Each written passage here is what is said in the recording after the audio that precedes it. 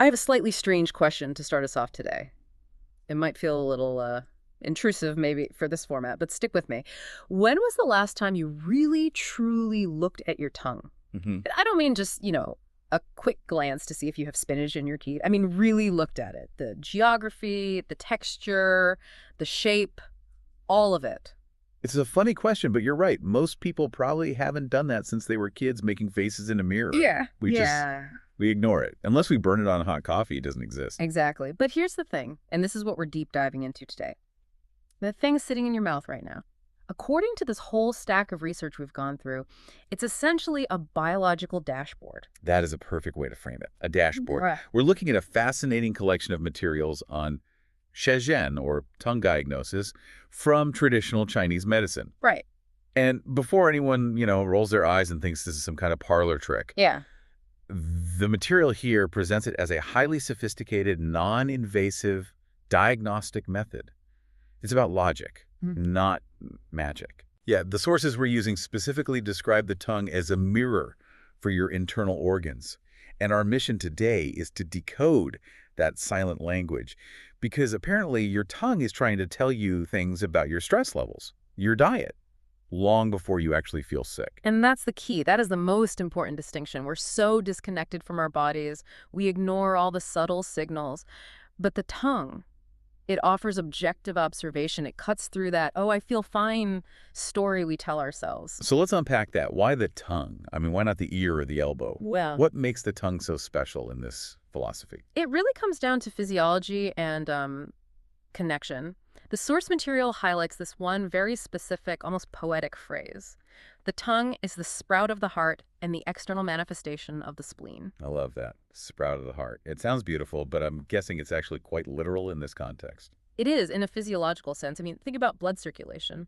The tongue is incredibly vascular. It's the only muscle in the body that gives you a direct visual line to your blood supply. Without needing a scalpel. Without needing a scalpel. So when they say sprout of the heart, they're talking about the shen, your spirit, your mind, but also just the raw quality of your blood circulation. So if your blood is sluggish, or if it's racing, the tongue is going to show it first. Precisely. And that second part, external manifestation of the spleen, is just as critical. In Chinese medicine, the spleen isn't the organ we think of. It's the, let's call it the project manager of digestion. The thing that turns food into energy. Exactly. And the tongue is literally the front door to that whole system. The coating on your tongue, which we'll get into, is a direct byproduct of your stomach's digestive process. Okay, so it's a dual monitor, heart and mind on one channel, digestion on the other. But the sources make this really interesting point comparing tongue diagnosis to pulse diagnosis. Usually a TCM doctor grabs your wrist, right? They do, and that's a huge pillar of the practice. But here's the advantage of the tongue, especially for, you listening at home. It's visual. Pulse diagnosis requires a highly trained touch, but the tongue, the data is right there in the mirror. And it's subjective. But this part fascinated me, the idea that patients lie.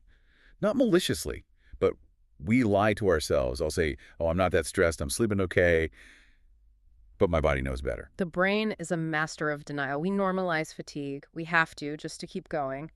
But the tongue provides this objective evidence. It bypasses the brain's denial.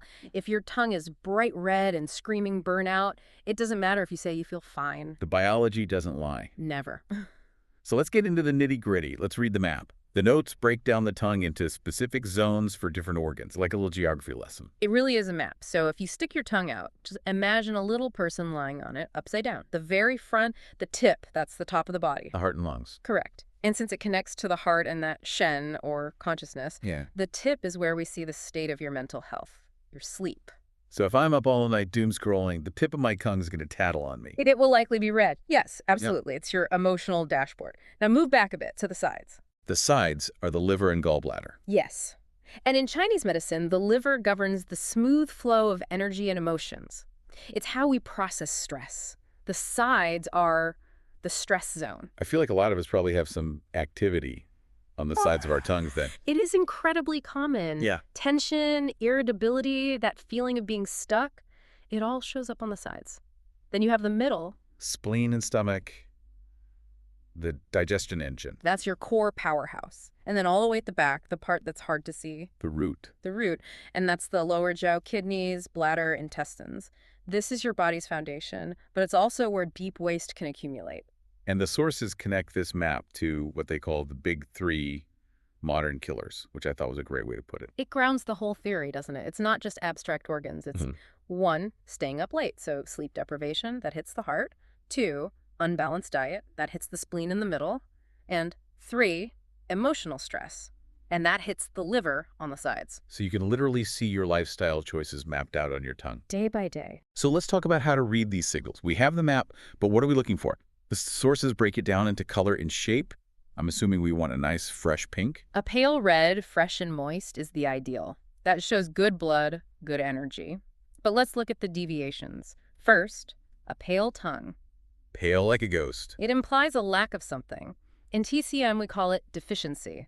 There isn't enough blood or key energy to fill the tongue. It's like a deflated balloon. Which connects to feeling tired, low immunity. Exactly. It's a cold sign. Your metabolic fire is low. Now contrast that with a red tongue. Red means heat. Heat or excess. The engine is overheating. But remember the map? If just the tip is red? Ah, that's the heart fire, the insomnia, the anxiety. Precisely. You're burning the candle at both ends. And then there's purple or dark. That sounds not good.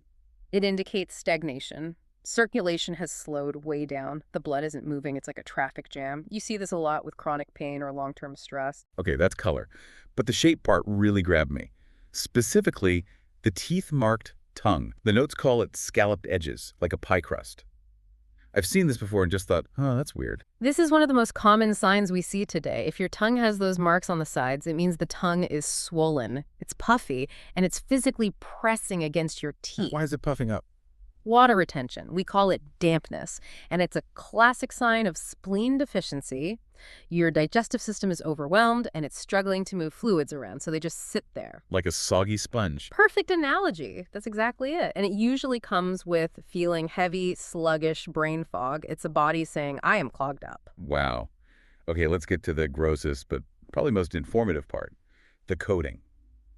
The moss. The moss, yes. It sounds unpleasant, but it's vital information. The coating is generated by stomach chi. It is literally a daily report on the environment in your digestive tract. So we want a little bit of coating, but not too much. You want a thin, white coating. That's normal. But if it's thick, it signals accumulation. Like trash piling up. Exactly. The system is backed up. And then there's the greasy factor. The notes make a really important distinction between just thick and greasy. Greasy sounds worse. Greasy is worse. It looks like a layer of oil. This is dampness that has congealed into phlegm. This is what happens after a weekend of pizza, beer, and sugar. Your system is totally gummed up. The Sunday morning hangover tongue. Pretty much, yeah. And the color of that coat matters, too. White and greasy is cold, damp. Your metabolism is slow. Yellow and greasy is damp heat. That gunk is starting to fester to cook. Oof. The notes also specifically flagged a thick coating at the root, at the very back. Yes, this is that lower geo warning. A thick mound of coating at the very back is a sign of deep waste accumulation in the intestines. It's a warning before you might even feel constipated. Okay, now let's go back to one you mentioned, the peeling or mirror tongue. I think most people would see a shiny, red, clean-looking tongue and think, oh, that's healthy. But the sources say that's a huge red flag. A huge red flag. A mirror tongue, no coating at all, is not clean. It's barren. It indicates stomach qi exhaustion or yin deficiency. You've run out of gas. You've run out of everything. The body doesn't even have the resources to produce the coating anymore. You see this in total burnout after a long illness or chronic sleep deprivation. The soil has eroded. So if you see that shiny red look, that's not good hygiene. That's a stop everything and rest signal. Absolutely. It's a sign of significant depletion. Which brings us to the so what of all this. We can see the flashing lights on the dashboard. How do we use this for prevention? The key is that the tongue changes before symptoms become severe. You might not feel sick yet, but if your tip is getting redder every day, you are heading for a crash. It's about spotting the direction of deviation. The direction of the drift. Yes, health is a trajectory. So if your tongue is pale and wet, you are drifting toward cold and deficiency.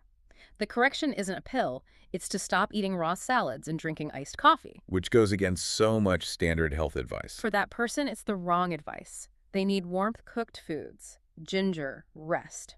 Conversely, if your tongue is red, dry, with a yellow coat, you are drifting toward heat.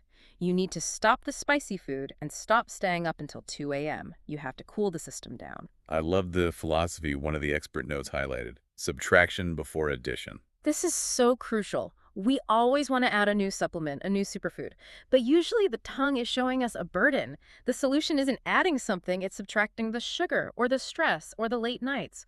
Remove the burden and the body knows how to heal. Understanding the tongue is more important than rushing to treat. It puts the agency back in your hands. You're the mechanic, listening to the engine every morning. Speaking of mornings, let's cover the morning ritual. There's a specific protocol for this. Yes, context matters. You have to check it immediately after waking up. Before brushing your teeth. Oh, definitely. Brushing scrapes away all the evidence, and toothpaste can change the color. And before coffee, I assume. Before anything, coffee will stain the coating brown. You'll think you have a heat issue when you really just have a caffeine habit.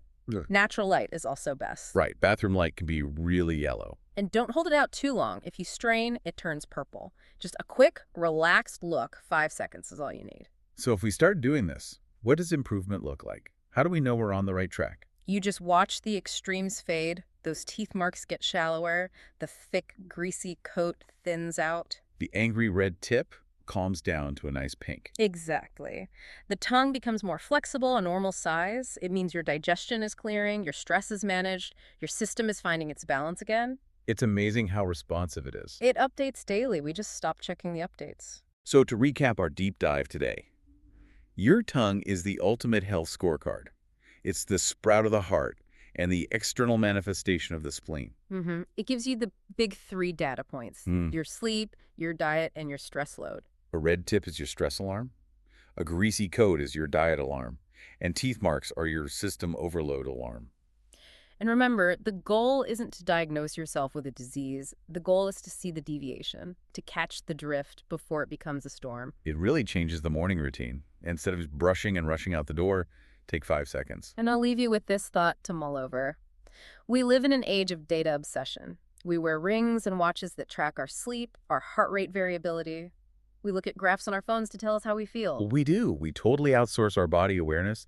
I check my sleep score before I even ask myself if I feel rested. It's ridiculous. But the most accurate, real-time, personalized data has been sitting in your mouth this whole time. It doesn't need a battery. It doesn't need a subscription. But it requires something much harder. It requires you to be brave enough to look at the unfiltered evidence of your habits.